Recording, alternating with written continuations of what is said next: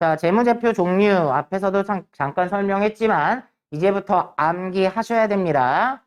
재무제표 종류가 몇 가지가 있다고요? 5가지. 간단하지만 가끔 시험 문제에 나와요. 자, 그래서 5가지 뭐뭐 있었죠?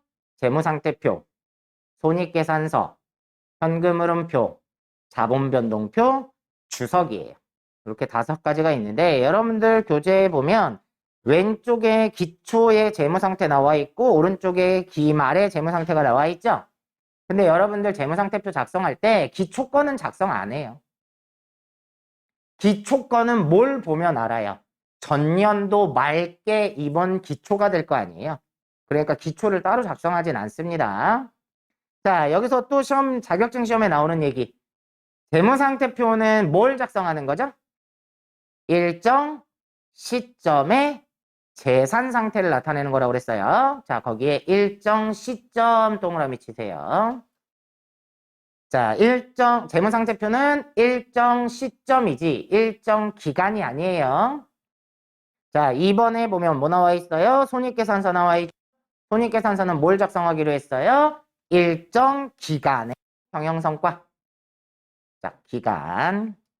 얘는 일정 시점이 아니라 일정 기간이더라. 자, 그 다음에 현금흐름표 보시면 얘도 일정 기간에 영업, 투자, 재무활동에 따른 현금의 변동, 말 그대로 현금이 들어오고 나가는 것들을 표시해 주는 거거든요. 근데 현금흐름표를 보면 3가지 부분으로 나눠서 작성을 한다는 얘기예요. 이 현금은 투자 활동에 의해서 벌어진 거다. 내가 주식을 샀다든지 다른 회사 주식. 그렇게 해서 현금을 벌었다. 또는 재무 활동을 통해서 벌어들인 거다. 재무 활동은 뭐 주식을 발행해서 자금을 모집을 했다든지 뭐 이런 것들. 그 다음에 영업 활동을 통해서 벌어들인 거다. 이런 식으로 3가지로 구분을 해서 작성을 하고 있다는 거예요. 자격증 시험 문제에 나올 때도 요 3개만 나와요. 현금 흐름표는 투자활동, 재무활동, 영업활동으로 나눠서 작성한다. 되셨나요? 다음 자본 변동표가 나와요. 자본의 변동은 여러 가지가 있을 수 있어요. 회사에서 돈이 없어가지고 주식을 더 발행할 수도 있겠죠. 주식을 더 발행해서 주식을 팔면 자본이 늘어날 거 아니에요. 회사에서. 그 다음에 회사에서 이익이 나면 주주들한테 배당을 줘야 될 거 아니에요. 배당을 주는 것도 자본이 감소하는 형태예요. 자, 왜 그러냐면 아까 얘기했잖아요. 회사에서 영업활동을 통해서 돈을 벌었어. 그럼 뭐가 늘어난다고요? 자본이 늘어난다고 그랬죠? 근데 배당을 줘야 되면 이익 난 것 중에서 배당을 줘야 되잖아.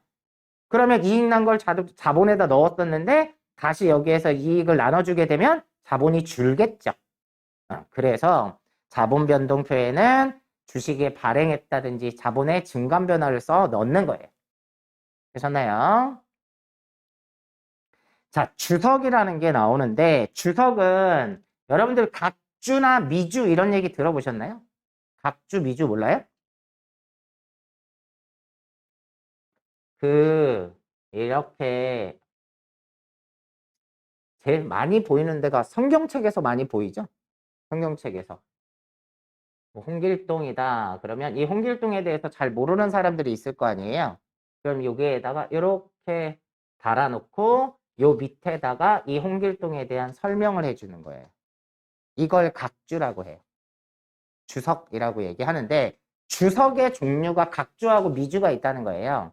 각주는 그에 대한 설명들이 각 페이지마다 나오는 걸 각주라고 하고요. 이 각 페이지마다 표시를 안 하고 마지막 페이지에 한 번에 몰아서 나오는 걸 미주라고 얘기를 해. 어찌됐든 이 각주, 주석이 왜 필요하냐. 예를 들면 우리가 재무상태표를 썼는데 여기에 현금 및 현금성 자산 여기다가 뭐 1,000원 이렇게 써놨어요. 근데 이 현금 및 현금성 자산 중에 찾을 수 없는 것들도 있을 수 있다는 거예요. 여러분들은 그런 경험을 많이 안 해봤겠지만 통장이 압류당하는 경우도 있어요.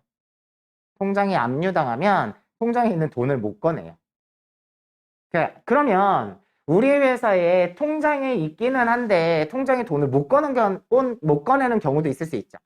이런 경우에 이거에 대한 설명도 달아줘야 된다는 거예요.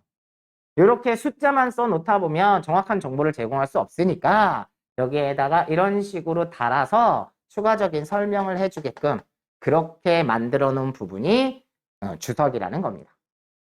이해되셨나요? 그래서 간단하게는 그냥 보충 설명을 하기 위한 부분이다. 이렇게. 밑에 보시면 해당 개별 항목에 기호를 붙이고 별지에 별도의 용지에다가 동일한 기호를 표시하여 그 내용을 설명한다. 이렇게 나와 있죠. 자, 그럼 우리가 재무제표 종류를 다 배워봤는데 그 밑에 보세요. 정태적 보고서라는 말도 있고 동태적 보고서라는 말도 나와요. 근데 이게 시험 문제에 나온 적이 있어서 또 그냥 넘어갈 수가 없네요. 여러분들 정적이다, 동적이다 이런 얘기가 무슨 뜻인지는 아시죠? 그래서 동적이다 그러면 이제 움직이는 개념이죠. 정적은 멈춰 있는 개념이고. 근데 재무상태표는 일정 시점이라고 그랬잖아요. 그럼 멈춰 있는 거죠. 그래서 재무상태표는 정태적 보고서다 이렇게 얘기를 하기도 해요. 나머지는 다 일정 기간이거든요. 그래서 얘네들은 동태적 보고서다 이렇게 얘기를 해요. 되셨나요? 자, 그래서 이런 재무제표를 작성을 해야 된다.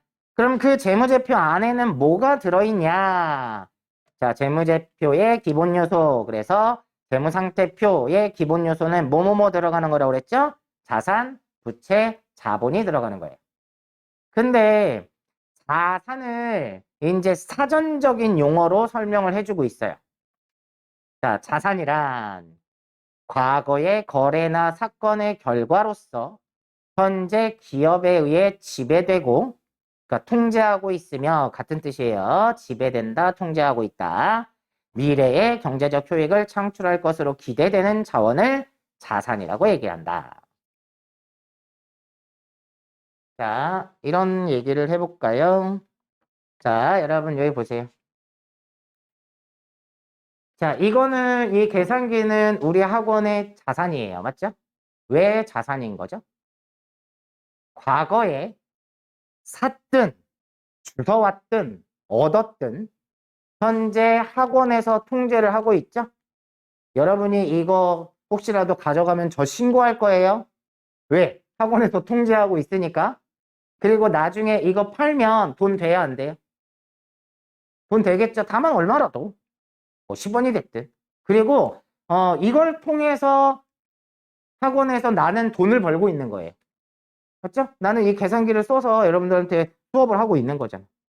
그게 미래의 경제적 효익을 가져다 줄 거라는 얘기예요. 이해되셨나요? 자, 그런데, 자, 여러분들이 뭐 여자친구랑 또는 남자친구랑 이제 바닷가에 놀러 갔어. 바닷가에 놀러 가면 그, 뭐 예쁜 자갈이나 소라 껍질 같은 거 주워오죠. 그죠? 그러면 그건 자산이에요? 아니에요? 아니에요. 왜 아닐까? 주워온 것도 상관이 없어. 내 거라는 것도 상관이 없어. 근데 이게 나중에 팔아도 돈이 안 되죠? 이걸로 인해서 돈이 미래의 경제적 효익이 들어오지 않을 거라는 거예요. 이해되셨나요? 자, 그런 걸 자산이라고 정의하고 있다는 얘기입니다. 자, 두 번째 부채 보세요. 얘도 과거의 거래나 사건의 결과로 현재 기업이 부담하고 있고, 그러니까 나중에 갚아야 될 의무를 갖고 있다 이런 뜻이고, 미래의 자원의 유출이 예상되는 의무이다. 자, 과거에 뭐 사고를 쳐서 문제가 생겼든 돈을 내가 빌려왔든 그런 일로 인해서 내가 갚아야 될 의무가 있고 나중에 자산의 유출이 생길 수 있다는 거죠. 경제적 가치의 유출. 돈을 갚아야 되려면 돈을 줘야 될 거고, 그죠? 그런 걸 부채라고 한다. 자, 세 번째 자본. 그래서 얘는 다른 말로 소유주 지분, 자녀 지분. 아까 써드렸죠? 다 같은 뜻으로 쓰이는 거고. 기업의 자산 총액에서 부채 총액을 차감한 잔여 금액으로서 기업의 자산에 대한 소유주의 잔여 청구권이다. 자, 잔여 청구권, 남아있는 거에 대해서 주주가 청구할 수 있다는 거예요. 자, 예를 들어서 회사가 망했어. 그러면 빚 갚을 거 다 갚아야 되죠. 그리고 남은 게 있을 거 아니에요. 그 남은 거를 주주들이 나눠 가져야 되겠죠. 그래서 잔여 청구권이라는 말을 쓰기도 하는 겁니다. 자, 그래서 재무상태표에 그러한 요소들이 들어간다. 그 다음에 37페이지에 그럼 손익계산서에는 어떤 것들이 들어가느냐? 자, 수익과 비용, 포괄 손익이라는 게 나오는데요. 자, 수익은 벌어들인 거라고 그랬죠. 그죠? 그래서 내용을 보시면 기업의 경영활동의 결과 관련된 재화의 판매나 용역의 제공 등에 대한 대가로 발생하는 자, 수익이 생기면 자산이 증가할 수도 있고 부채가 감소할 수도 있다는 얘기예요. 맞죠? 두 번째, 비용. 기업의 경영활동과 관련된 재화의 판매 또는 용역의 제공 등에 따라 발생하는 자산의 유출. 비용은 자산이 나갈 수도 있고 부채가 증가할 수도 있다는 얘기입니다. 되셨나요? 옆에다가 두 가지만 더 써주세요.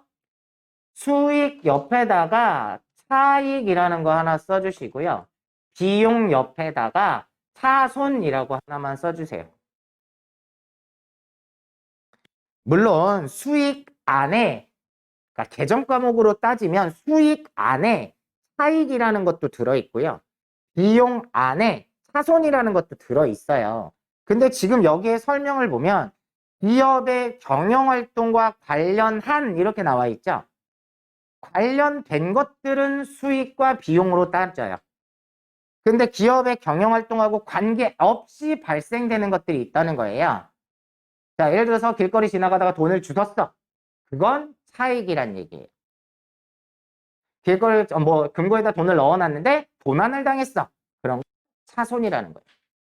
이해되셨나요? 영업활동과 관련이 있냐 없냐로. 그래서 시험 문제에 나올 때 손익계산서의 기본 요소에 차익 차손이 들어가요. 53페이지 5번 문제에 다음 중 재무제표의 기본 요소로 틀린 것은 재무상태표는 자산부채 자본이 나오죠. 그 다음에 손익계산서는 수익, 비용, 차익, 차손도 나온다는 거예요. 되셨나요? 이렇게 나오니까 설명을 드린 거예요. 3번에 보세요. 자본변동표는 소유주의 투자. 자본이겠죠? 소유주가 투자를 한 거니까 자본. 그 다음에 소유주에 대한 분배. 아까 배당 얘기했죠? 배당. 채권자의 투자. 자본 변동표에는 채권자의 투자가 안 나와요. 채권자가 우리한테 투자를 했다는 건 뭐예요? 우리 회사 입장에서는 부채잖아요. 부채는 재무상태표에 나오지 자본 변동표에 나오지 않잖아요. 그죠? 그래서 3번이 틀렸다는 얘기입니다. 다음 4번 현금흐름표는 영업활동 현금흐름, 투자활동 현금흐름, 재무활동 현금으로 구분해서 표시한다. 맞죠? 자, 이런 식으로 시험 문제가 나와요. 자, 다시 앞으로 갈게요. 그래서 수익과 비용 외에 차익과 차손도 손익계산서의 기본 요소가 된다. 되셨나요? 근데 3번에 포괄손익이라는 것도 들어간대요. 자, 옆에 보시면 전통적 손익계산서의 기본 요소는 수익과 비용이다. 포괄이익이란 기업이 일정 기간 동안 소유주의 자본 거래를 제외한 모든 거래나 사건에서 인식한 자본의 변동을 말한다. 이게 조금 어려운 말이에요. 그러니까 이게 예전에 전통적인 손익계산서는 손익계산서라고 해요. 근데 포괄 손익계산서라는 게 있어요. 포괄 손익까지 포함해서 작성하는 손익계산서가 포괄 손익계산서라는 게 있는데 여러분들 자격증 시험에는 안 나와요. 여러분은 그냥 손익계산서로 보시면 돼요. 자, 근데 여기서 포괄이익이라는 걸 알고 있어야 돼요. 이 포괄이익이 여러분들을 조금 괴롭힐 수도 있어요. 자, 포괄손익이라는 건 밑에 박스 안에 보면 당기순 손익에다가 기타 포괄손익을 포함한대요. 거기 기타 포괄손익에는 어떤 게 있냐면 매도 가능 증권 평가 손익이라는 게 있고 해외 사업 환산 손익이라는 게 있대요. 자, 기타 포괄 손익에 그게 뭐냐면 밑에다가 이렇게 써놓으세요. 미, 실현, 보유, 손익이다. 이렇게 하나 써주세요. 기타 포괄 손익은 미, 실현, 보유, 손익이라고 그런 내용이에요. 그래서 우리가 아직 뒤에서 배울 거지만 회계에서는 발생주의를 선택을 하고 있어요. 자, 돈이 나가고 안 나가고의 문제가 아니라 발생하면 인식을 해야 된다라는 게 발생주의예요. 세법에서는 현금주의를 사용을 하고 있거든요. 자, 세법에서 현금주의를 쓴다라는 것 자체는 기억할 필요가 없는데 비교 설명하려고 해드리는 거예요. 예를 들면 내가 10월 1일 날 상품을 외상으로 팔았어요. 그러면 상품 팔면 수익이 생긴다 했죠. 대변에 상품 매출이라는 수익이 1,000원 생겼어요. 근데 외상으로 팔았으니까 돈은 못 받았어요. 그래서 외상 매출금 1,000원. 이렇게 하면 회계에서는 발생주의를 선택하고 있기 때문에 돈이 들어온 게 중요한 게 아니라 상품을 팔았다. 이게 중요한 거예요. 이해되셨나요? 근데 현금주의에서는 자, 상품을 10월 1일 날 외상으로 팔았어. 그러면 얘 입장에서 뭐라고 얘기하냐면 야, 그게 무슨 수익이 생긴 거야. 돈이 안 들어왔는데. 이렇게 얘기를 해요. 자, 그러면 10월 5일 날 외상값을 회수를 한 거야. 그럼 대변의 외상 매출금이 없어지겠죠. 1,000원이. 그리고 현금으로 받았어요. 1,000원. 그러면 회계에서는 발생주의를 선택하고 있기 때문에 수익을 이때 인식하고 이때는 수익을 인식하지 않는 거예요. 근데 얘 입장에서는 야, 돈도 안 받았는데 무슨 수익이 생겨? 돈 받았어? 그럼 이때 수익을 인식을 하겠다라는 거예요.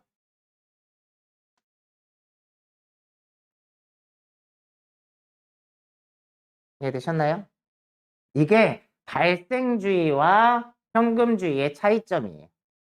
그러면 마찬가지로 우리가 1년치 보험료를 냈어요. 뭐 10월 10일 날 보험료를 냈는데 보험료가 예를 들어서 1,200원이야.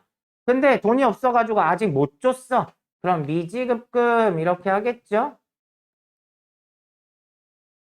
그렇죠? 얘는 발생주의를 선택하고 있기 때문에 돈이 나간 거와 상관없이 회계 처리를 해줘야 된다는 거예요.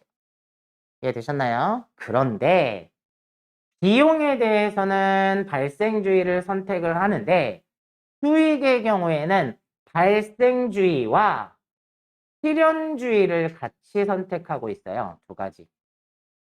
자, 그러면 우리가 상품 매출이라는 수익이 실현되려면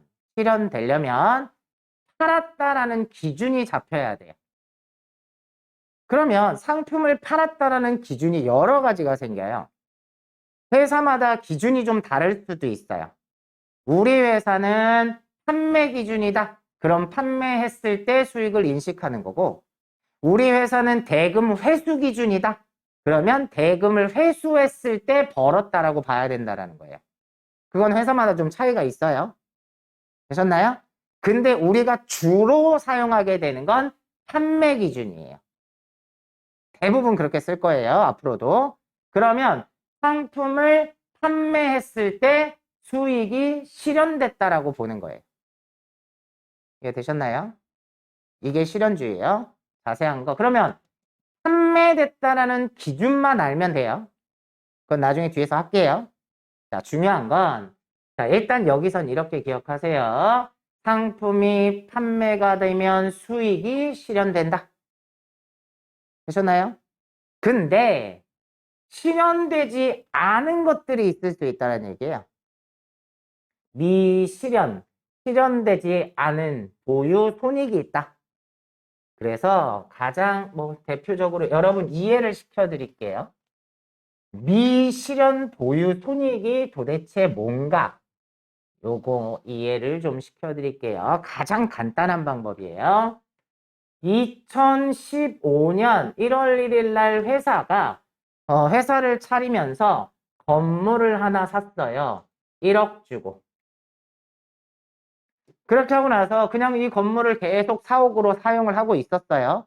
그러다가 2020년 12월 31일 날 이 건물이 얼마인지 궁금한 거예요. 그래서 이 건물의 시가를 알아봤어. 알아봤더니 건물이 10억이래요. 자, 잘 보세요. 그러면 회사 입장에서는 9억을 벌었어요? 안 벌었어요? 그럼 회사에서는 9억의 수익이 발생은 했어요. 근데 뭐가 안 되는 거예요? 실현이 안 되는 거예요. 그럼 언제 실현이 될 수가 있을까요? 건물을 팔아야지 실현이 될 거 아니에요. 이해되셨나요? 그 차이입니다. 그래서 이 9억만큼이 미실현 보유 이익이 되는 거예요. 생기긴 생겼어. 근데 팔아야지 돈이 들어오는 거야. 실현이 안 된다는 거죠. 그래서 책에는 없지만 이런 경우를 재평가 잉여금이다 이렇게 얘기를 해요. 그래서 옆에다가 하나 써놓으시는 게 좋아요. 기타 포괄 손익에는 매도 가능 증권 평가 손익, 그 다음에 해외 사업 환 손익, 그리고 재평가 잉여금 하나 더 있는데요. 나온 김에 한번 쓰세요. 배정 과목이 하나가 이름이 이거예요.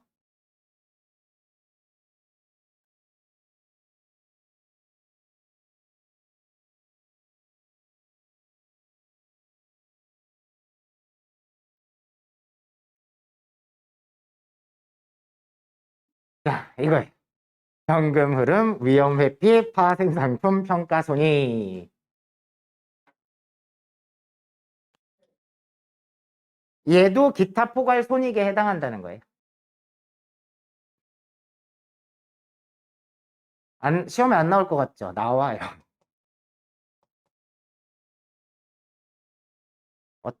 나온 적이 있으니까 설명을 드리는 거예요. 더 자세한 내용은 나중에 뒤에 자본 배우면서요. 자본에서 기타 포괄 손익 누계액이라는 게 있어요.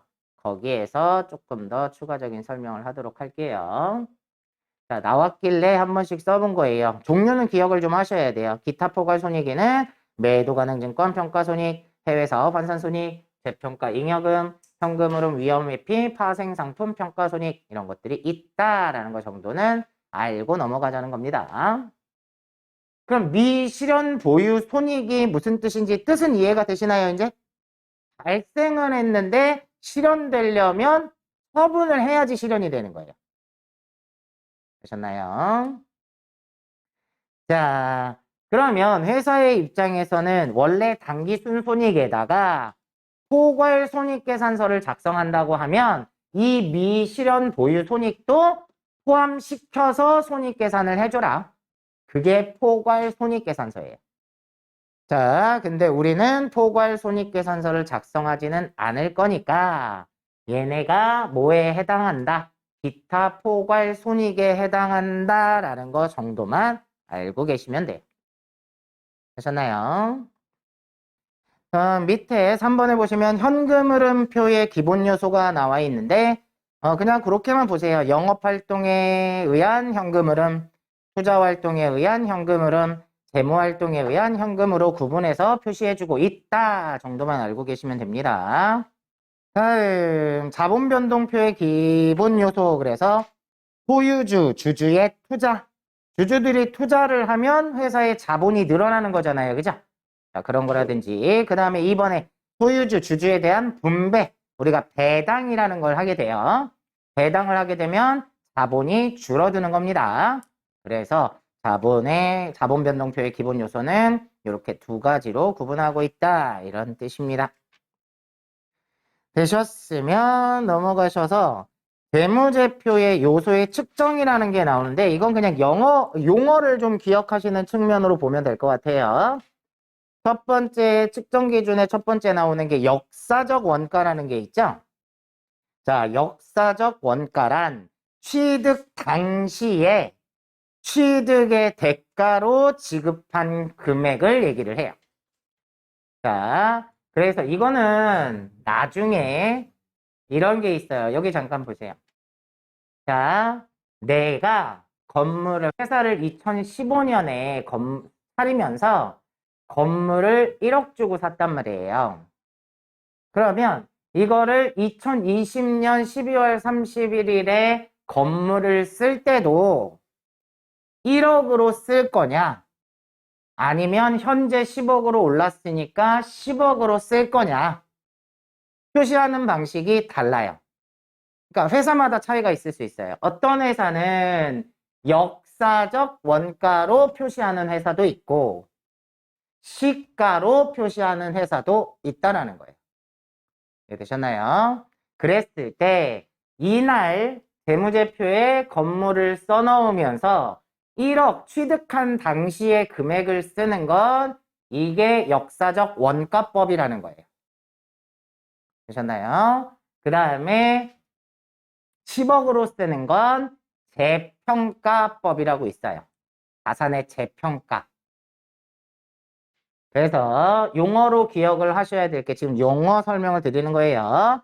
역사적 원가란 과거에 취득할 당시에 취득 대가로 지급한 금액을 말한다. 되셨나요? 두 번째, 현행 원가라는 건 동일하거나 또는 동등한 자산을 현재 시점에 취득할 경우에 그 대가를 얘기를 해요. 똑같이 예를 볼게요. 얘가 현행 원가예요. 이 건물을 현재 살려면 10억을 줘야 살 수 있다는 거예요. 이해되셨나요? 그게 현행 원가. 그 다음에 실현 가능 가치, 실현될 만한 가치를 얘기를 하는데, 자, 여기 보세요. 여러분들, 이 건물을요, 시가를 알아봤더니 10억이야. 그러면 이 10억짜리 건물을 팔면 10억을 받을 수 있을까요? 못 받죠? 왜 못 받냐면 이거 처분하면 양도소득세도 내야 되고요. 양도세도 내야 되고 이거 처분하려면 부동산 중개수수료도 줘야 될 거고 그렇죠? 여러 가지 비용들이 발생할 수가 있겠죠? 그러면 이 건물을 팔면 나한테 실제로 들어오는 건 8억이 들어온다. 그 8억이 실현 가능 가치라는 거예요. 이해되셨나요? 그래서 실제 현행 원가와 실현 가능 가치는 다른 거예요. 이해되셨나요? 이거는 이 건물을 지금 현재 구입한다면 줘야 되는 금액을 말하는 거고 실현 가능 가치는 이걸 팔았을 때 실제로 돈이 들어오게 될 돈을 실현 가능 가치라고 얘기해요. 자, 요 용어 잘 알아두셔야 돼요. 나중에 상품에 대한 실현 가능 가치를 평가하는 거에 대한 얘기도 시험 문제에 등장을 해요.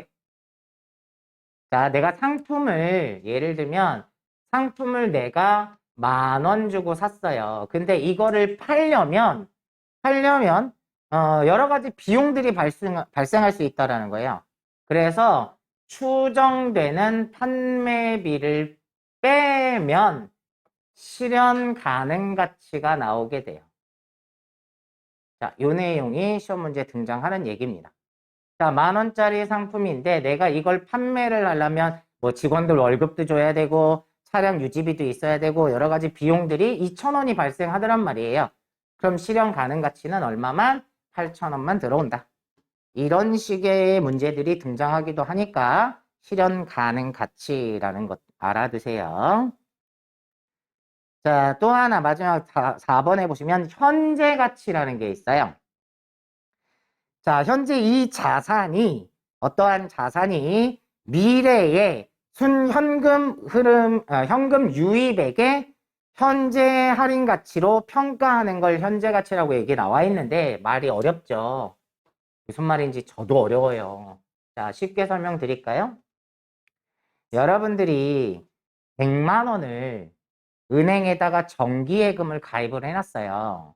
그럼 현재 100만 원을 1년 만기 정기예금에다 넣었어요.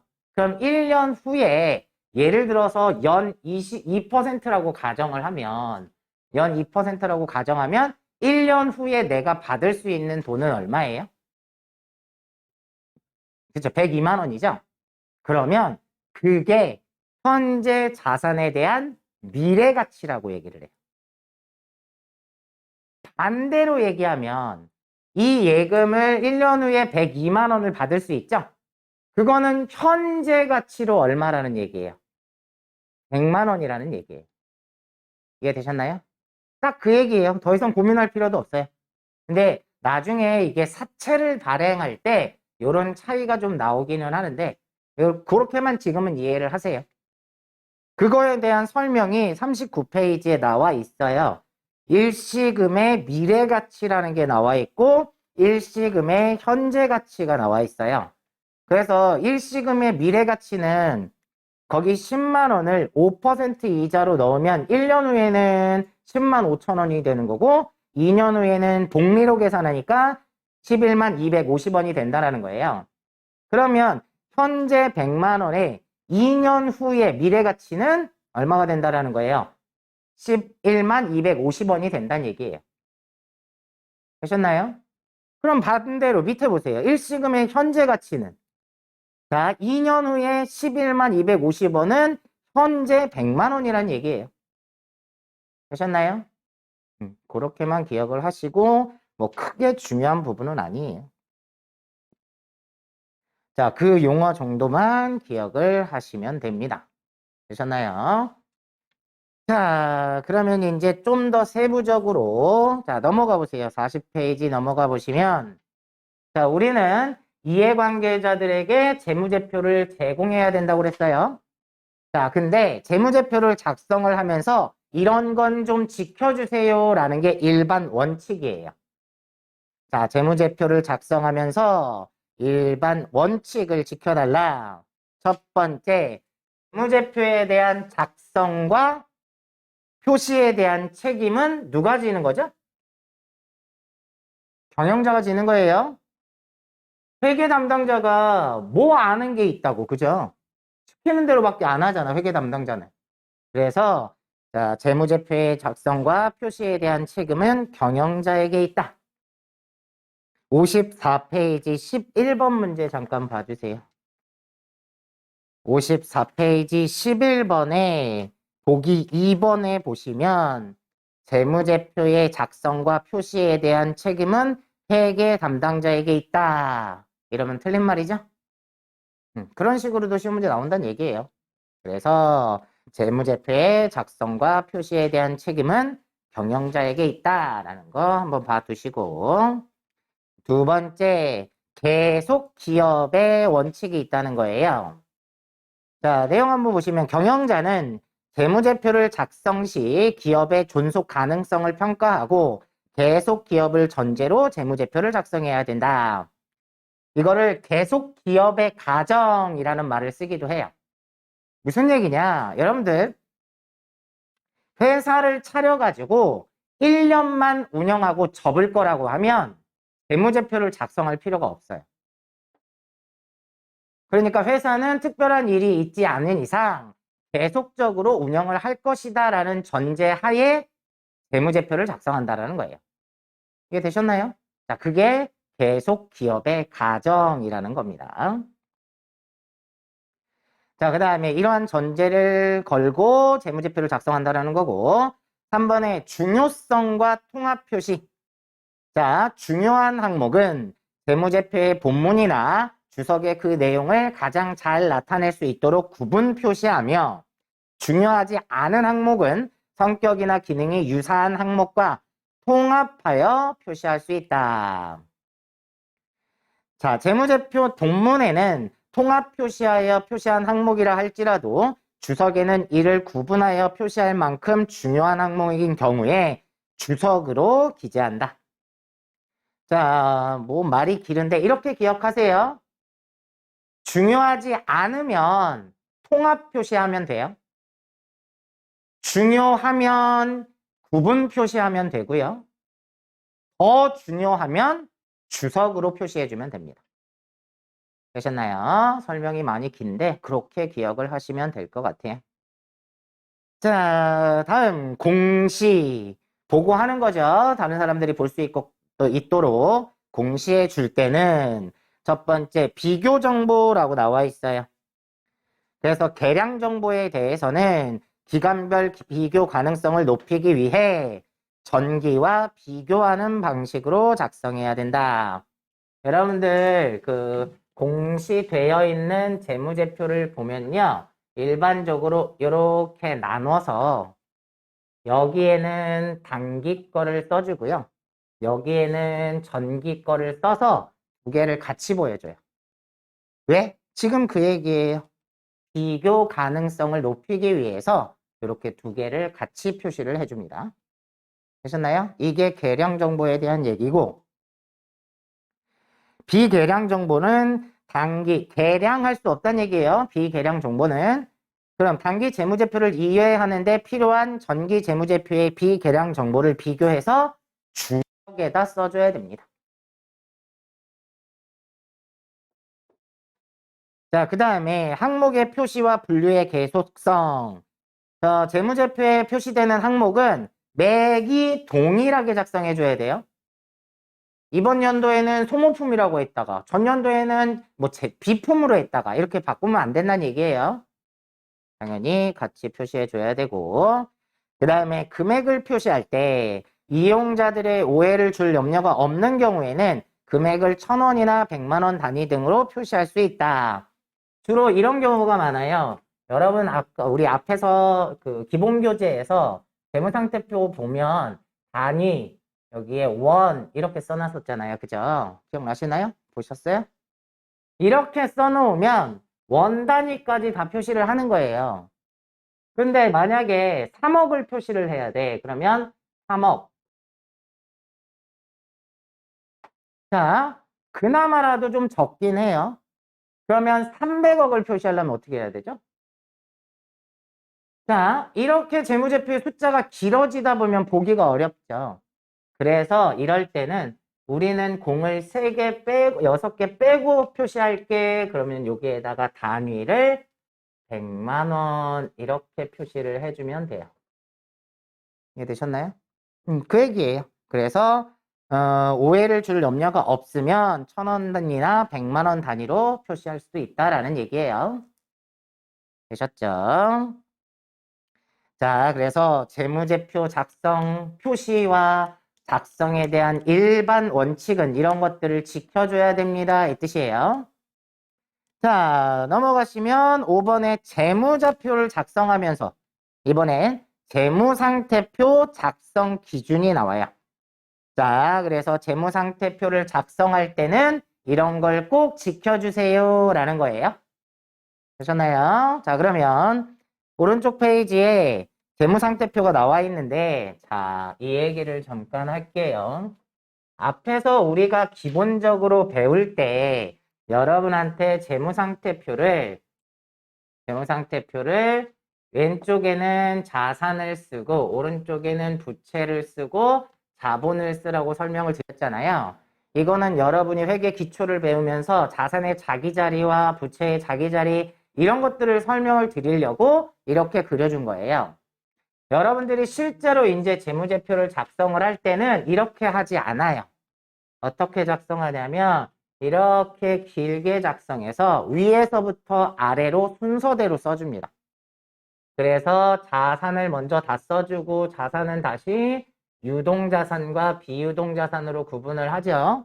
이거 다 쓰고 부채도 유동부채와 비유동부채로 구분을 해서 작성을 하고 자본도 5가지가 있는데 자본금, 자본 잉여금, 자본 조정, 기타 포괄 손익 누계액, 이익, 잉여금 이렇게 구분해서 순서대로 써줍니다. 그 내용이 41페이지에 보면 아직도 왼쪽하고 오른쪽으로 구분해 놓은 것처럼 보이잖아요. 그 부채를 밑으로 내려서 보시면 되는 겁니다. 그래서 우리가 이제부터 재무상태표는 이러한 순서로 작성해 줄 거다 이 뜻이에요. 되셨나요? 자, 그러면 이 재무제표를 작성을 하면서 지켜야 될 기준이 있는데 41페이지 아래쪽 표의 첫 번째 구분 표시의 원칙이라는 게 있어요. 자, 재무상태표에 자산부채 및 자본을 종류별 성격별로 적절히 분류하여 일정한 체계하에 구분 표시한다. 이 얘기예요. 자산은 유동자산과 비유동자산, 부채는 유동부채, 비유동부채, 자본은 각각의 항목으로 구분해서 표시해줘라. 되셨나요? 이게 지켜야 될 첫 번째 기준이고, 두 번째 1년 기준. 그래서 자산과 부채는 결산일 현재, 그러니까 12월 31일 현재 1년을 기준으로 구분 표시해준다. 되셨나요? 그래서 이 얘기예요. 유동부채, 비유동부채를 1년 기준으로. 1년 안에 갚아야 되면 유동, 1년 넘어가면 비유동. 되셨나요? 그런데 1년 옆에 1년 또는 정상적인 영업주기라고 나와 있죠. 자, 유동과 비유동의 대체적인 게 대부분 1년이에요. 근데 1년이 아닌 경우도 있어요. 어떤 경우냐면 일반적으로 상기업에서 상품을 구입해다가 판매를 하고 대금을 회수하기까지의 기간이 일반적으로 1년 이내란 말이에요. 그러다 보니까 그냥 1년을 기준으로 유동, 비유동을 구분하는 거거든요. 근데 예를 들면 건설업 같은 경우에 보면 건물을 원재료를 사다가 건물을 지어서 제조라고 할게요. 만들어서 판매를 하고 대금을 회수하기까지의 기간, 이런 기간을 뭐라고 얘기하냐면 정상적인 영업 주기라고 얘기하는 거예요. 근데 얘네들은 1년 안에 이런 게 이루어지니까 유동으로 구분하면 되지만 얘네들은 1년이 넘었다라는 거예요. 이게 되셨나요? 근데 건물을 재료를 사다가 만들어서 판매하고 대금 회수하는 데까지 1년 7개월이 걸린다. 이렇다면 1년 7개월까지를 유동으로 보라는 거예요. 이해 되셨나요? 그래서 시험에는 많이는 안 나와요. 많이 안 나오는데 알고는 계시라는 거예요. 정상적인 영업주기 이내면 유동으로 보겠다는 거예요. 되셨나요? 대부분의 문제는 1년 이내냐 1년을 넘어가냐 그 차이로 보지만 꼭 그런 것만은 아니다. 그래서 그래서 거기에 1년 또는 정상적인 영업주기라는 말이 나와 있는 거예요. 이해되셨나요? 자, 그래서 1년을 기준으로 유동과 비유동으로 나눠서 표시해야 된다 이런 얘기고, 자, 세 번째가 유동성 배열. 자, 우리가 자산을 쓸 때 왜 비유동을 먼저 안 쓰고 유동을 먼저 쓴다라는 거예요? 그 얘기예요. 자산 부채는 현금성이 빠른 순서로 배열한다 나와 있죠. 현금으로의 전환이 빠른 항목부터 써줘야 됩니다. 되게 유치하지만 얘도 시험 문제 나와요. 자, 현금으로의 전환이 빠른 것부터 작성한다. 이걸 유동성 배열법 이렇게 얘기를 해요. 다른 말로 얘기하면 유동성이 높은 항목부터 배열한다 이 뜻이에요. 환금성이 빠르다. 유동성이 높다. 같은 말로 쓰이는 거예요. 자, 그 다음에 4번에 총액주의라는 게 나와요. 그래서 자산과 부채는 순액으로 표시하지 아니하고 총액으로 기재한다. 무슨 얘기냐?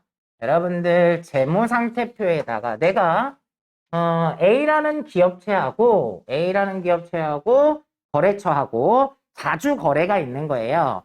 그러다 보니까 나도 외상으로 팔기도 하고 외상으로 사오기도 하고 그래요. 그러면 내가 A라는 기업한테 자, 얘한테 줘야 될 돈이 1,000원이 있다라고 가정하고 얘한테 받아야 될 돈이 700원이 있다라고 가정을 해볼게요. 그럼 내 입장에서는 줘야 될 돈이니까 매입금이 1,000원이고 받을 돈 외상 매출금이 700원이 있는 거예요. 이해되셨죠? 근데 일반적으로 우리는 그렇게 하죠. 야, 내가 너한테 1,000원 줘야 되고 700원 받아야 되니까 내가 너한테 300원만 주면 되네? 맞죠? 그건 순액주의라는 거예요. 그렇게 쓰지 말라는 거. 그래서 외상매입금이 너한테 1,000원 줄 게 있다. 700원이 받을 게 있다. 이렇게 써줘야 맞다라는 거지. 이걸 둘을 상계한다. 상계한다는 게 서로 계산한다 이런 뜻이에요. 상계해서 외상 매입금이 300원이죠. 300원이다. 이렇게 쓰면 틀리단 얘기예요. 되셨죠? 근데 가끔 나중에 문제 풀다 보면 분개하다 보면 이런 경우가 등장하기도 하거든요. 그러면 그 얘기해요. 아, 외상매입금이랑 외상매출금이랑 상계하지 말라면서요. 저한테 그렇게 얘기하는 분이 있어요. 제가 지금 말하는 건 재무상태표를 작성할 때 하는 얘기입니다. 근데 기중에 그럴 일이 있을 수 있어요. 예를 들어서 9월 5일이야. 내가 내한테 외상매입금 받을 게 있었어. 내가 외상매입금 줄 게 있었고 외상매출금 받을 게 있었어. 그래갖고 나머지 300원만 얘한테 현금으로 준 거야. 그러면 분개는 써먹을 수 있다라는 거예요. 분개는 그때 어떻게 하면 돼요? 사변으로 외상매입금을 1,000원을 갚았어요. 외상 매출금이 얼마가 없어져요? 700원이 없어져요. 나머지는 부족해서 현금으로 300원을 줬어요. 이렇게 할 수 있다라는 거예요.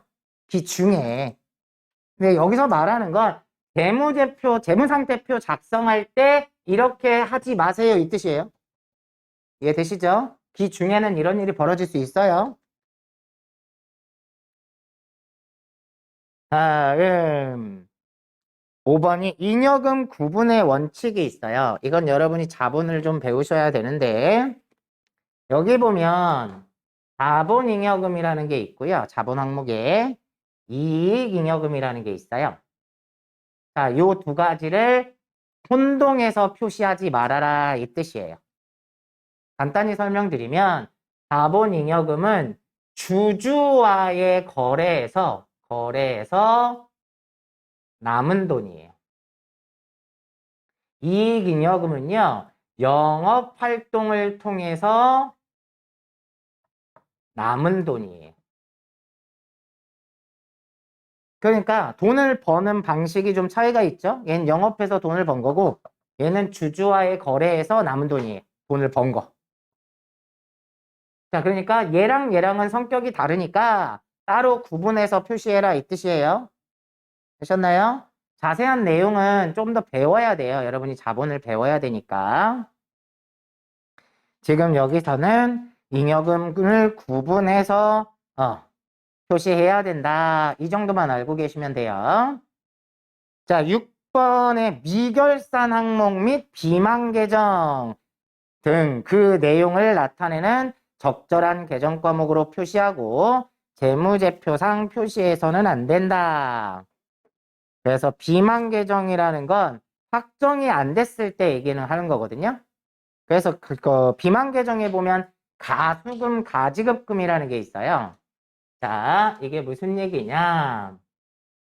뒤에서 개정 과목 배우면서 나올 텐데 일단 가수금이라는 건 가수금 돈이 들어오긴 했어요. 돈이 들어오긴 했어. 왜 들어왔는지를 모르는 경우에요. 옛날에 지금 뭐 그럴 일이 별로 없지만 예전에 직원한테 출장을 보낸 거예요. 그래서 직원한테 직원 가서 야 외상값 좀 받아와 그리고 출장을 보냈어. 그랬더니 직원이 회사 통장으로 돈을 입금을 했네. 그럼 통장에 돈이 들어오긴 했어요. 그러면 우리는 분개를 해야 되잖아. 근데 일단 보통 예금에 돈이 들어오기는 했어. 내가 회계 담당자로서. 근데 왜 들어왔는지를 모르는 거예요.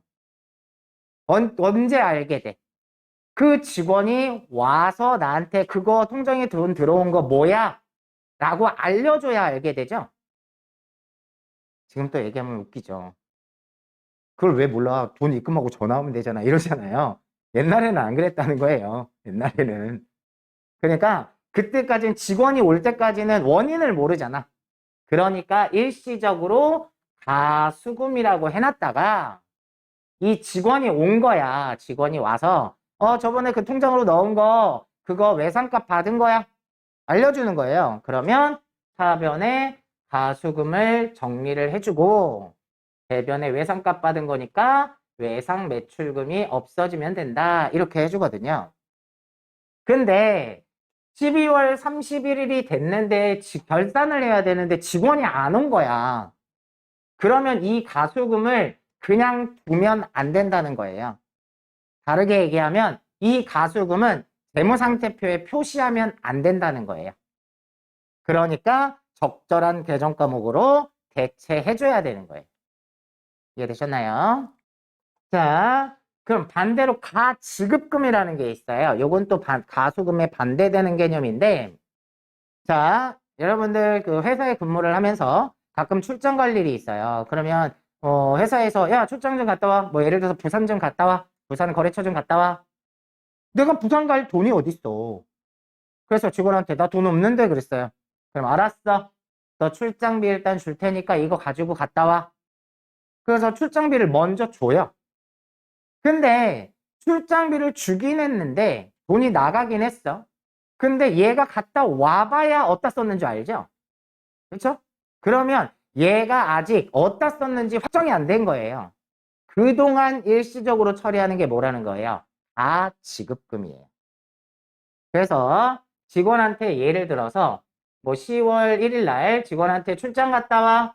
그래서 현금으로 50만 원을 준 거야. 근데 현금이 나가긴 했는데 어디다 썼는지 모르잖아. 그래서 원인을 알 때까지 뭘로 해놓으라고요? 다 지급금으로 해놓으라는 거예요.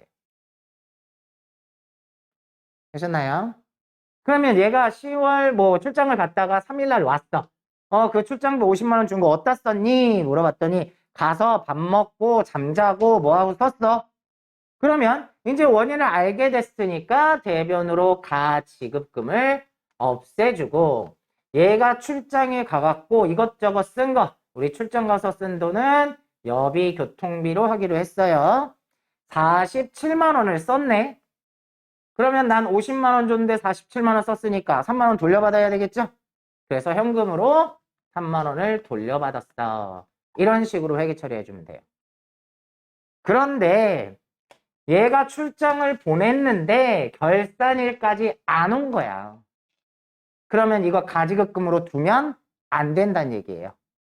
재무상태표에 가지급금을 쓰면 안 된다는 얘기예요. 그러니까 적절한 계정 과목으로 대체해놔야 된다라는 거죠. 그래서 일반적으로는 출장비 이렇게 줬는데 결산일까지 판명이 안 나게 되면 주로 저런 걸로 많이 처리해요. 회사에서 얘한테 돈을 빌려줬다, 뭐 주임종 단기 채권이다 이런 걸로 많이 대체를 해요. 실제로 시험 문제 나온 적도 있고. 자, 어쩌다 나오는 거니까. 자, 중요한 얘기는 그 얘기예요. 그래서 비만 계정은 재무제표에 표시하면 안 된다 이 뜻입니다. 자, 그래서 이 6가지를 지켜서 재무상태표를 작성해 주세요. 이런 뜻입니다. 되셨나요?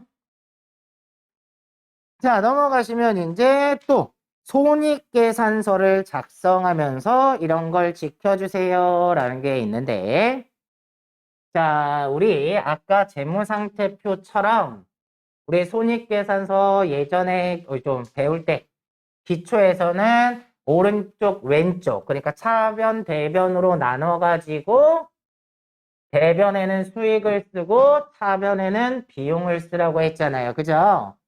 그거는 자기 자리를 알려드리기 위해 했던 거고, 자, 이제 전통적인 손익계산서는 이렇게 씁니다.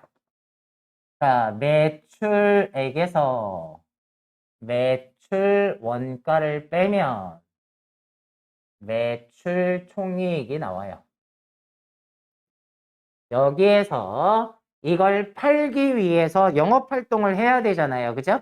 그런 거를 판매비와 판매하기 위해서 들어가는 비용들 있죠. 그리고 회사에 임차료를 낸다든지 전기세를 낸다든지 그죠? 그런 관리비가 있어요. 이 관리비, 판매비와 관리비를 빼면 뭐가 나온다? 영업이익이 나온다. 책에 나와 있잖아요. 그죠? 지금 그거예요. 근데 영업이익 외에 영업활동하고 관계없이 벌어지는 것들이 있다라는 거예요. 그게 영업 외 수익이에요. 예를 들면 이런 거 있어요. 여러분이 통장에다 돈을 넣어놨는데 이자가 붙었다든지 영업활동하고 관계가 없죠. 단기 매매 증권을 샀는데 샀을 때보다 비싸게 팔아서 이익이 났어. 이런 것도 영업활동하고 관계가 없는 거죠. 이런 걸 영업의 수익이라고 하는 거고, 거기에 영업활동하고 관계없이 발생되는 것들이 있어요. 영업의 비용. 자, 일반적으로요. 얘가 우리 배울 때 차익이었고요. 얘가 차손이 되는 거예요. 이해되셨나요? 영업활동하고 관련 없는 거. 그럼 영업활동하고 관련 있는 수익은 얘네죠? 얘네. 영업활동하고 관련 있는 비용은 얘예요. 얘. 되셨나요? 그러면 이제 법인의 경우에는 돈을 벌면 세금을 내야 돼요. 여러분들 개인이 돈을 벌면 1년에 한 번씩 뭐 내야 되죠? 소득세 내야 돼요. 법인은 1년 동안 돈을 벌면 법인세를 내야 돼요. 그러면 얘는 법인세를 내기 전에 하감 전 순이익이 나와요. 자, 거기에서 이제 뭘 내야 돼요? 돈을 벌었으니까 법인세를 내겠죠.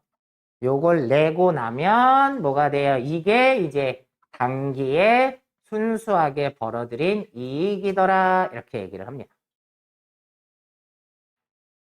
자, 그리고 이 당기 순이익을 다시 뭘로 나누면 발행 주식 수로 나누게 되면 주당 이익이 나오게 돼요. 한 주당.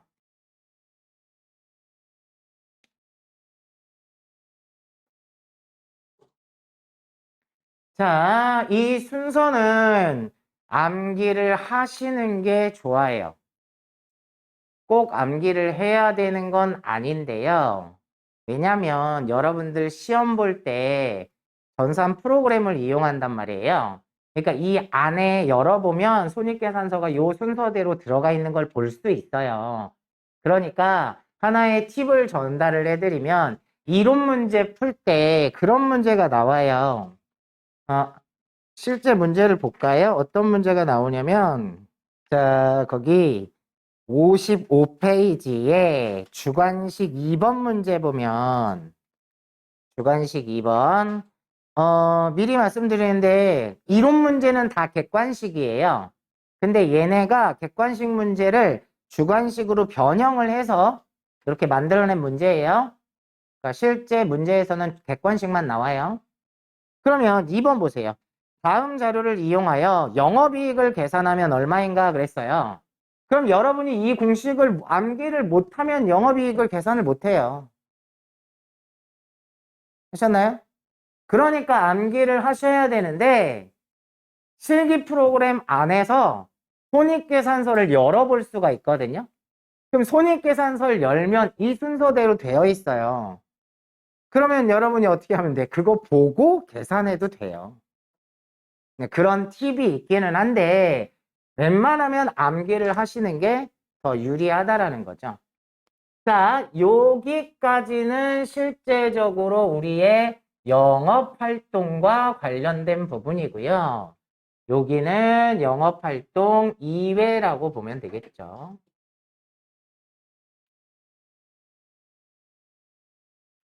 자, 손익계산서를 작성할 때 이렇게 작성해 주세요. 이 얘기고요. 밑에 지켜야 될 또 원칙이 몇 가지가 나와요. 자, 1번 구분 계산의 원칙 그랬어요. 지금 이대로예요. 매출 총익, 영업이익, 법인세 차감전 순이익, 당기순이익 이렇게 구분해서 계산해달라 이 뜻이에요. 근데 밑에 보세요. 제조업, 판매업 및 건설업 외의 업종에 속하는 기업은 매출 총손익의 구분 표시를 생략할 수 있다. 자, 얘네들은요. 제조업이나 판매업 같은 경우에는 팔려면 상품을 사와야 되잖아요. 그쵸? 근데 금융기관을 한번 생각해 보세요. 금융기관에 뭘 사다 파나요? 아니죠. 그러니까 이런 회사는 이거 계산을 안 해도 된다는 얘기예요. 업종별로 그 차이가 있다 이 뜻이에요. 두 번째, 발생 기준. 아까 설명드린 거네요. 돈이 나가고 들어오고의 문제가 아니라 발생했을 때 회계 처리해줘야 된다. 이게 발생주의예요. 자, 옆에 내용 보세요. 그래서 현금주의라는 게 여기서 설명이 나와요. 현금주의란 현금을 수취한 때 수익으로 인식하고 지출한 때 비용을 인식하는 것을 말하는데 발생주의란 현금 유출입 시점에 관계없이 장의 거래나 사건이 발생한 기간에 수익 비용을 인식하는 방법이다. 우리 회계는 발생주의를 선택하고 있다. 되셨나요? 그런데 수익에 대해서는 한 가지 조건을 더 두고 있어요. 무슨 주의? 실현주의. 그래서 수익은 실현 시기, 원칙은 판매 시점을 기준으로 수익이 실현됐다라고 보는 거예요.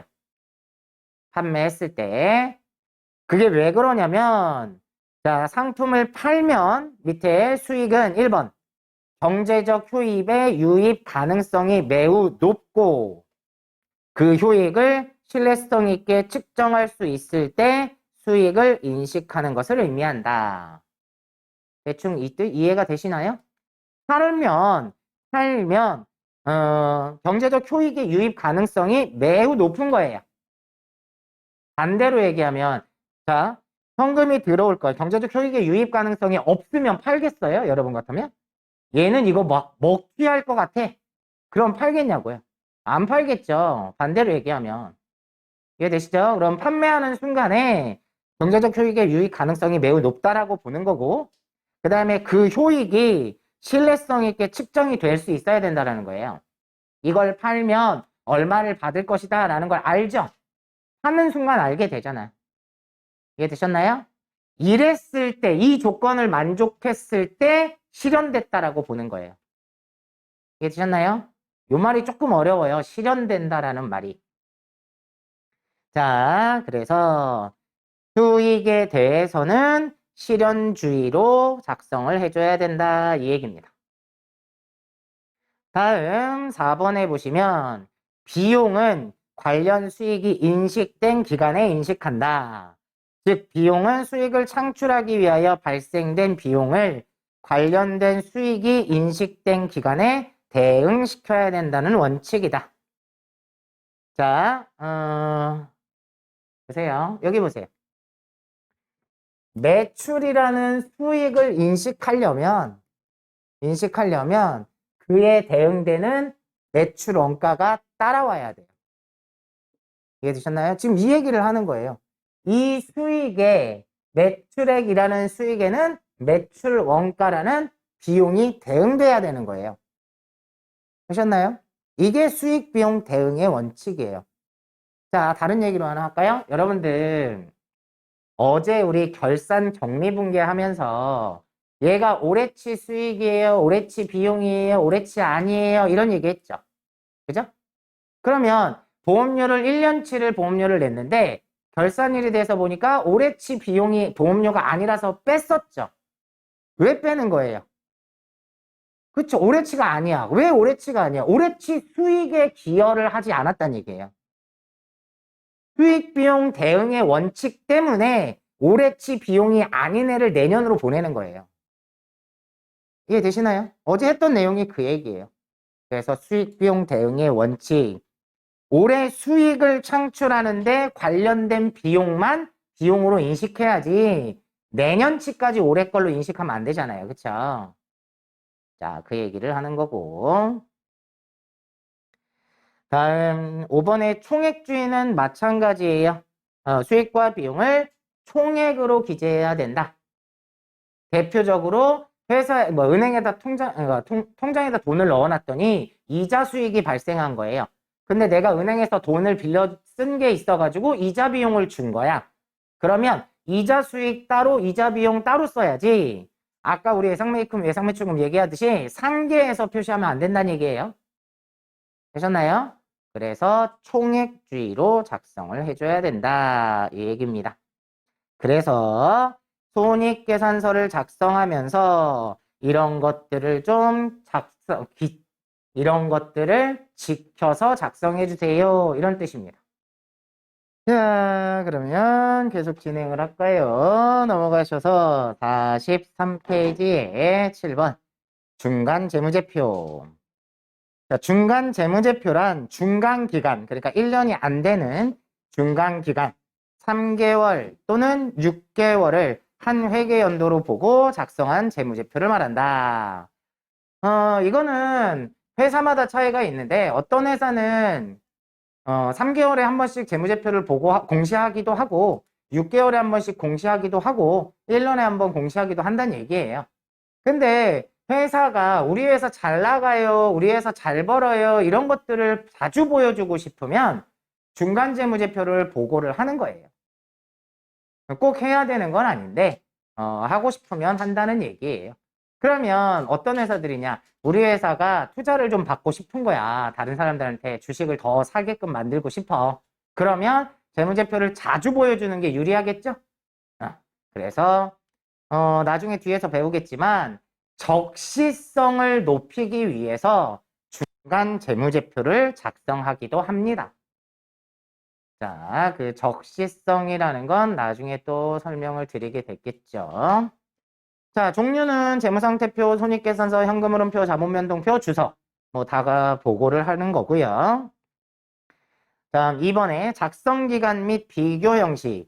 중간기간이란 1년을 넘지 않는 걸 얘기하는 거예요. 그죠? 1년을 넘지 않는 기간으로 보통 3개월 분기라고 얘기를 하죠. 분기.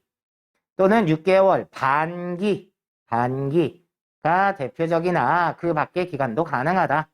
중간 재무제표는 다음과 같이 비교하는 형식으로 작성한다. 재무상태표는 당해 중간기간 말과 직전 회계연도 말을 비교하는 형식으로 작성하고.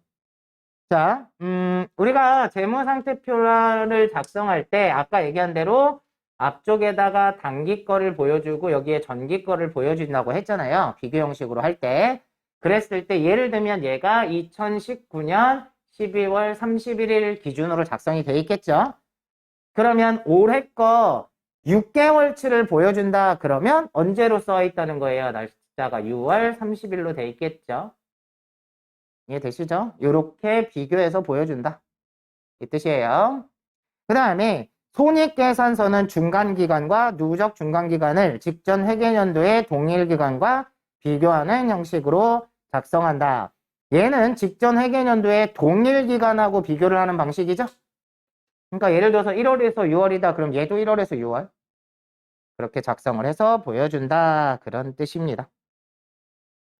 그 다음에 공시를 할 때 연차 재무제표 1년치예요. 연차 재무제표는 1년치.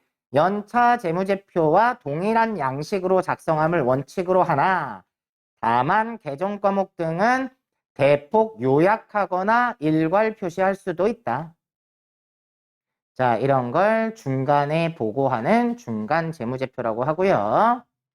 8번의 주석. 주석은 보충 설명하는 거라고 그랬죠. 그래서 주석은 일반적으로 정보 이용자가 재무제표를 이해하고 다른 기업의 재무제표와 비교하는데 도움이 되는 정보를 말한다. 그러면 주석에는 뭐 어떤 것들을 써줄 거냐? 첫 번째, 일반 기업회계 기준에 준거하여 재무제표를 작성하였다는 사실을 명기해줘야 된다. 그래서 이런 식으로 주로 써 있어요. 본 회사의 재무제표는 일반 기업회계 기준에 의해서 작성되었습니다. 또는 본 회사의 재무제표는 한국채택국제회계 기준에 의해서 작성되었습니다. 라고 알려줘야 된다는 거예요. 이해되셨나요? 그래야지 볼 때 무슨 기준으로 했는지 알 수 있게 되니까. 두 번째, 재무제표 작성에 적용된 유의적인 회계 정책의 요약이라고 나오는데, 유의적이라는 말은 중대한, 중요한 이런 뜻이에요. 중요한. 회계 정책은 뭐냐면요. 이것도 좀 설명을 해야 되겠네. 회계에서 쓰는 정책이 여러 가지가 있는데 이 정책은 일반적으로 방법을 얘기를 해요. 방법. 회계 처리 방법을 얘기를 하는데 자, 여기 보세요. 이런 얘기를 먼저 해볼게요. 내가 새우깡 장사를 시작을 했어요. 그래서 1월 1일 날 새우깡을 장사를 이제 사업을 처음 시작한 거예요. 그럼 새우깡을 사다가 팔을 거란 말이야, 나는. 그럼 새우깡을 먼저 농심에 가서 사와야 되겠죠. 그래서 1월 1일 날 오픈을 해서 농심을 간 거야.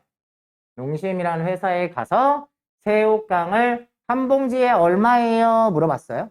그랬더니 한 봉지에 700원이래요.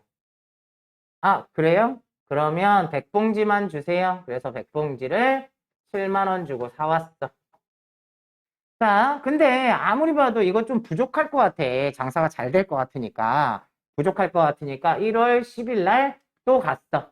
가서 새우깡 얼마예요? 물어봤어. 그랬더니 얘네가 새우가 안 잡혀서 새우깡 가격이 올랐어요. 이러는 거야. 그래서 지금은 800원이에요. 그러는 거예요. 아, 그래요? 그러면 또 100봉지 주세요. 100봉지를 사왔어. 8만 원 주고. 아, 아무리 봐도 부족한 것 같아. 그래서 1월 15일 날 또 갔어. 그랬더니 새우깡 한 봉지에 얼마예요? 그랬더니 900원이래. 그래서 알겠어요. 100봉지 주세요. 자, 그래서 9만 원 주고 사왔어요. 자, 우리는 이 새우깡을 하나에 1,500원씩에 팔 거예요. 근데 드디어 손님이 온 거야. 1월 25일 날. 손님이 와서 새우깡 150봉지만 주세요. 이랬어요. 그러면 우리는 1,500원씩 150봉지를 팔았어요. 그러면 얼마를 벌었죠? 매출액이? 자, 22만 5천 원의 매출이 생긴 거예요. 그죠?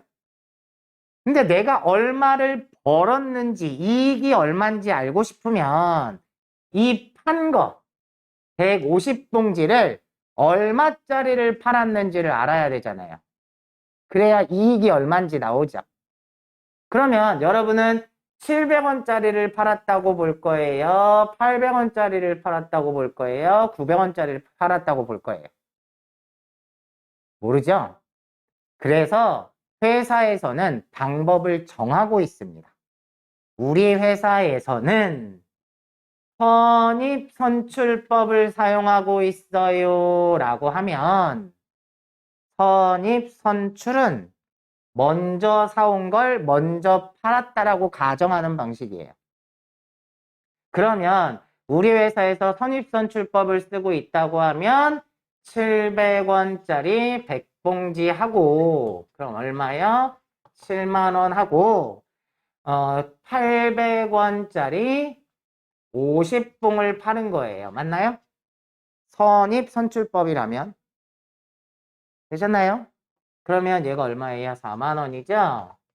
그러면 11만 원이니까 얼마를 벌었어요? 11만 5천 원을 벌었네요. 이해되셨나요? 근데 우리 회사는 후입선출법으로 할 거예요. 이랬으면 후입선출법은 뭐예요? 나중에 사온 게 먼저 팔렸다고 하는 방식이에요. 그러면 900원짜리 100봉을 팔고요. 9만 원.